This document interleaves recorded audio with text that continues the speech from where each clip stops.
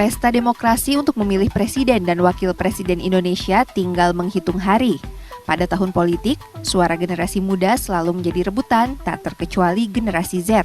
Pada Pilpres kali ini, sebagian di antara mereka akan mencoblos untuk pertama kali. Beberapa anak muda Gen Z di Bandung, Jawa Barat, mengaku cukup tertarik memantau tahapan pemilu 2024 beserta kandidat yang bertarung. Rekam jejak pasangan calon menjadi hal utama bagi mereka untuk memastikan pilihan.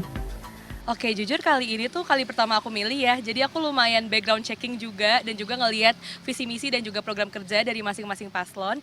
Dan menurut aku sekarang yang paling dibutuhin Indonesia adalah sosok pemimpin yang bisa membuat Indonesia ini berjalan sesuai dengan rencananya. Terus program-program kerjanya tuh harus bisa efektif juga. Kalau ngelihat sosok dari first impression itu pasti ada ya, apalagi dari kita Gen Z, tapi tentunya bakal lihat background checking juga, sama tentunya visi misi itu penting banget sih ya. Belum ya, kalau riset ya enggak sih. Ya paling ya saya memilih sesuai yang mungkin yang visi misinya bagus gitu jelas. Berdasarkan data dari daftar pemilih tetap Komisi Pemilihan Umum Kota Bandung, generasi Z atau mereka yang lahir antara 1997 dan 2012 berjumlah 408.000 orang. Kelompok ini menempati urutan ketiga terbanyak setelah generasi milenial dengan total 612.000 orang dan generasi X yang berjumlah 541.000 orang. KPU Kota Bandung melakukan sejumlah upaya untuk meningkatkan partisipasi pemilih muda, terutama Gen Z. Di Kota Bandung, pemilih muda atau Gen Z itu kita sudah melakukan pemutakhiran ya pada saat 2023 lalu yang sejumlah kurang lebih 408.000 atau kalau dipresentasikan itu sekitar 21%.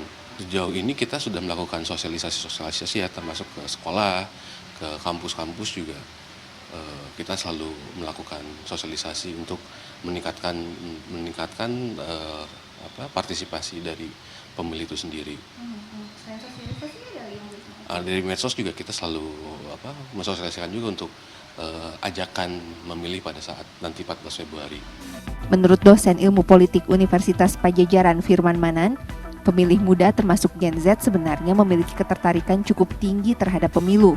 Namun ketertarikan tersebut belum tentu akan menjadi dorongan untuk ikut memilih pada 14 Februari nanti.